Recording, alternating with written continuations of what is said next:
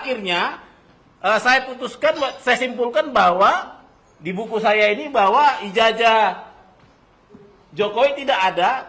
Dalam artian saya mencari ke 7 lembaga tadi, di antara tahun 2005 sampai 2025, saya tidak menemukan adanya badan publik yang bisa memastikan ke saya melalui sebuah verifikasi.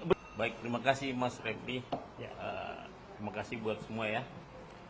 Jadi mungkin saya mulai dari kisah seorang warga negara yang menggugat ya keabsahan ijazah pejabat negara, yaitu Bapak Bambang Tri Mulyono. Jadi saat itu beliau sudah berhasil menggugah saya di tahun 2022. Saat itu juga marak kasus ijazah palsu. Makanya akhirnya saya putuskan akan menelitinya, dan saya lakukan mulai dari tepi-tepi, yaitu saya sudah ke pasar Pramuka sebelum terbakar ya. Saya juga punya kontak-kontaknya. Saya juga coba-coba tanya sana buat sini ya kan. Saya juga di buku ini saya juga ceritakan saya sudah ke beberapa kampus yang saya buka dikit lah ya. Bagaimana modus-modus kampus juga mengeluarkan ijazah asli tapi palsu prosesnya. Kalau Pramuka palsu semuanya, ya kan? Nah, berangkat dari situ, saya juga searching ya di YouTube ya, di TV-TV, ada tayangan di TV One, nggak apa-apa ya saya sebut ya. Tanggal bulan tahun 2017 itu diputar ulang tanggal 1 Januari 2019, yaitu sebuah acara talk show ya, yang dihadiri oleh Menteri Pendidikan saat itu M. Natsir, juga ada ketua bekas komisioner KPU Igusti Putu Arta, dan juga ada pelaku dari pasar Pramuka, cuman sebut saja katanya namanya Tony. Nah, di acara talk show itu diceritakan modus-modus Pramuka membuat ijazah palsu 100%.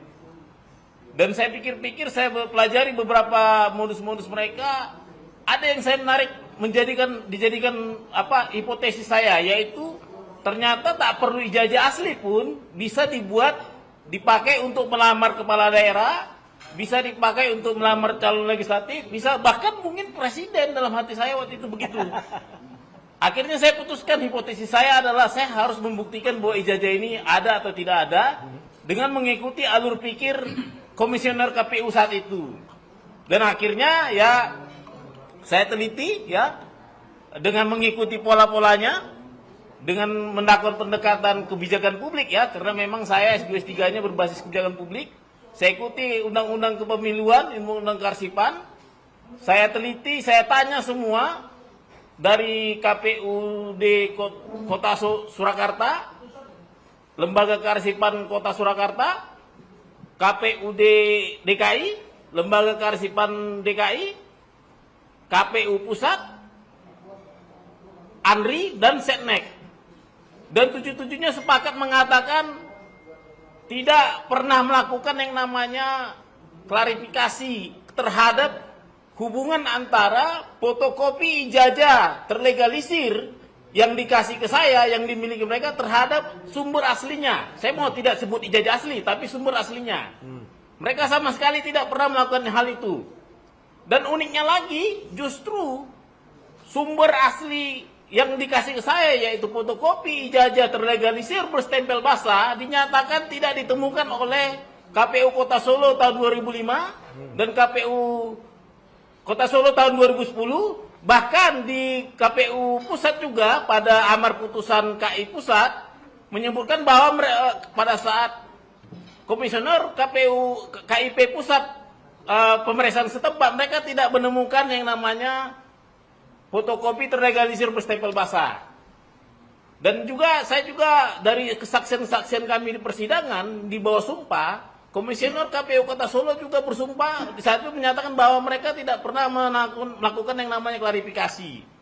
Sehingga akhirnya saya simpulkan bahwa di buku saya ini bahwa ijazah Jokowi tidak ada, dalam artian saya mencari ke 7 lembaga tadi, di antara tahun 2005 sampai 2025, saya tidak menemukan adanya badan publik yang bisa memastikan ke saya melalui sebuah verifikasi, berita acara verifikasi, klarifikasi bahwa sudah dinyatakan fotokopi terlegalisir yang dipunyai oleh KPU itu sama dengan aslinya, meskipun di stempelnya disebut sama dengan aslinya. Yang pada akhirnya juga kita ketahui bahwa di stempel itu juga ada keganjilan ya, bahwa tidak ada tanggal. Nah, pertanyaan kan sederhana, emangnya apa wajib KPU untuk memeriksa, mengklarifikasi? Benar, tidak wajib, karena di kalimatnya dapat. Pertanyaannya kan dapat itu diskresi. Kalau dapat mengklarifikasi, kalau mencurigakan, kalau melanggar hukum, kalau ada laporan masyarakat, kalau ada laporan Bawaslu. Nah, pertanyaan saya sederhana. Bukankah tidak ada tanggal itu melanggar Peraturan Menteri Pendidikan nomor 59 tahun 2008? Bukankah tidak adanya tanggal legalisir itu melanggar Undang-Undang nomor 30 tahun 2014? Sistem administrasi negara. Maka saya kutip kemarin pernyataan hakim, mantan hakim Pak Marwara Siahaan, kalau tidak ada tanggal, lantas bagaimana orang menggugatnya ke Petun kalau tidak ada tanggal? Jadi dari situ seharusnya KPU sangat kuat alasannya, dia harus mengklarifikasi itu sejak tahun 2005 karena tidak ada tanggal. Jadi ada semacam pembiaran di sini ya. Nah, dari situ juga berangkat dari tadi terbukti bahwa itu tidak diklarifikasi. Saya juga langsung mengejar ke Undang-Undang Karsipan, di mana Undang-Undang Karsipan mewajibkan bahwa setiap 5 tahun setelah arsip statis, serta arsip dinamis yang ada di KPU Solo, KPU Surakarta, KPU DKI, KPU Pusat, dia harus menyerahkan arsip-arsip yang dia miliki yang statis ini ke Lembaga Karsipan Daerah, Lembaga Karsipan Daerah Solo, Lembaga Karsipan DKI Jakarta, dan ANRI. Ternyata ini pun tidak dilakukan. Akibatnya apa? Akibatnya tadi itu, yang di Solo bisa hilang, tidak kelihatan. Dan paling uniknya lagi, ANRI maupun Lembaga Karsipan Daerah menjadi tidak berhasil melaksanakan Undang-Undang Karsipan, yaitu mengautentikasi, memeriksa keaslian antara fotokopi terlegalisir stempel basah dengan sumber aslinya. Bahkan disebutkan di Peraturan Kepala ANRI nomor 1 tahun 2023, ijazah asli juga harus sumber ijazah fotokopi ini juga harus diautentikasi, diperiksa. Kemikalnya, tintanya, ukurannya, seperti itu. Nah, jadi untuk itu saya sudah fix bahwa saya secara bertanggung jawab mengeluarkan buku ini. Saya bisa bertanggung jawab secara ilmiah. Data-datanya semuanya juga berasal dari lembaga-lembaga kredibel, berdasarkan fakta persidangan yang menjadi fakta hukum, dan juga berdasarkan sumber-sumber yang kredibel ya. Seperti itu. Saya rasa itu aja, Bung Refli. Oke. Ya. Di belakangnya ada spondannya.